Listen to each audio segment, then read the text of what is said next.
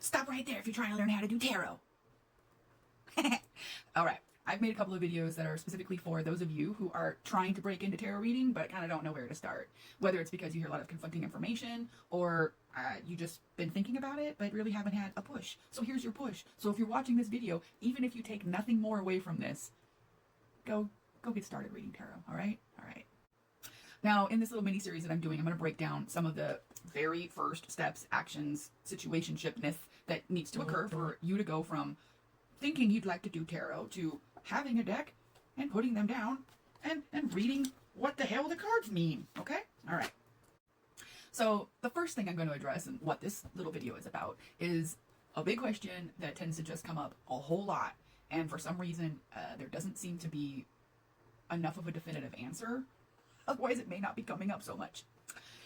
Do you need your tarot deck gifted to you, or can you buy it / pick it out your damn self?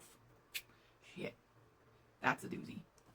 So, my TLDR is going to be, no, you do not need it gifted. Yes, you can buy it. Yes, you can pick out the one you want. Yes. Now, here's more information on the history or the gifted versus you're allowed to buy it comes from. Okay, so while I am going to go over where this concept came from, I'm not going to do a deeply detailed kind of story time. That can be like another time. I just want to get some of the basics across so that you understand where this concept comes from, and then you can be informed to make your own decisions on if you'd like to follow the concept of having a deck gifted to you, or if you're okay to go off and buy your own deck, okay? I just want to arm you with information, okay? So, the tarot, oldest known within reason, started evolving in the mid-1400s, and then by the 15th century, we had what we know and love today as a tarot deck, with the 10 pips, the 4 court cards, and then the 21 plus the full major arcana. Now, there's 2 things going on in this concept right now about the origin point of tarot itself. Number 1 is that, for the most part, these decks were commissioned and or far, far, far more accessible by the wealthier, the merchant class, okay? And then the second aspect of this is the church, okay? So given that these cards were a gambling game of sort, or a game that had elements of gambling to it, and then from there sprung some of the fortune-telling aspects, in that people would start just making up stories about the cards as they turn over, above and beyond, and then this would be about people that are in the court, or at the table, or like just in the society, and people would start to bet on if that was true or not, in addition to the fact that there's an actual way to play with the tarot cards, okay? So, gambling, game, church. So you've got the fact that the decks are scarce by nature of just, what do you think poor people are spending their money on, okay? And then you've got the church coming in, being upset, and when the church gets upset, especially back in the 14th, 15th, 16th century, they just be gacking you, okay? You're gone, you're done. So, not wanting to be found in possession of tarot cards, it's not like you've got people on the street, tarotchi for sale. No. So, number 1, that created a scarcity or concept where gifting the decks needed to be a little bit more of the norm than, oh yes, I am at the ye local liquor store. Okay, anyhow, then you've got the emergence of the fortune-telling occult implications coming up in Golden Dawn and other high magic kind of orders, who, by the very nature of them, bless their heart, but they do like to do gatekeeping. They like the gatekeeping. They like to pick and choose who can be involved. Because a lot of these people who are in these orders, truth be told, especially in the back in the day times, they were people who were of an elevated class, and they wanted to feel more elevated with the robes and the secrecy and the exclusivity. So, of course, they're going to be like, it has to be gifted. Or it's cursed.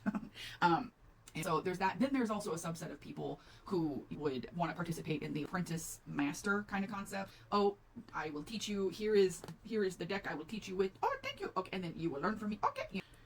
Then there's the component of the traveling folk. Romani would come through, and obviously there were negative implications about fortune telling, and so a lot of this all mixed together to create the concept of you need to be gifted your deck. Now, these days, some of the still upheld reasons for wanting to have the deck gifted to you versus you buying it. So some people say that if I were to go and I want to buy this deck for you because I feel like this resonates with you, something in me saw this deck and thought of you, and therefore there's some inherent connection or some valuable connection, intuitively, energetically. There's also the aspect kind of following along with that because I gifted this to you. You weren't out there at Barnes and Noble. Or, do those still exist? Showing my age. You weren't out there at the occult store looking at all these different, ooh, a cat deck, ooh, a vampire deck, ooh, a fairy deck, you know, and you weren't picking something that appealed to your eyeballs and your aesthetic. You were gifted something that you really otherwise didn't have an expectation to receive. So therefore, your expectations have been suspended more so than if you get that cool fairy deck. Because I like fairies, and I think if I get a fairy deck, it will strengthen my connection to the fairies. Oh, but I was just gifted this deck about just animals. Interesting. So you go into it with a more suspended expectation, and those are maybe more open to the messages, the energy, the intuition. And then the concept of the gift, the energy behind the gift in itself is supposed to lend itself to the energy. Now, there's other reasons that people would have that are in favor of gifting, and there's other reasons people can come up with that are related to the history of where the gift-giving concept came from.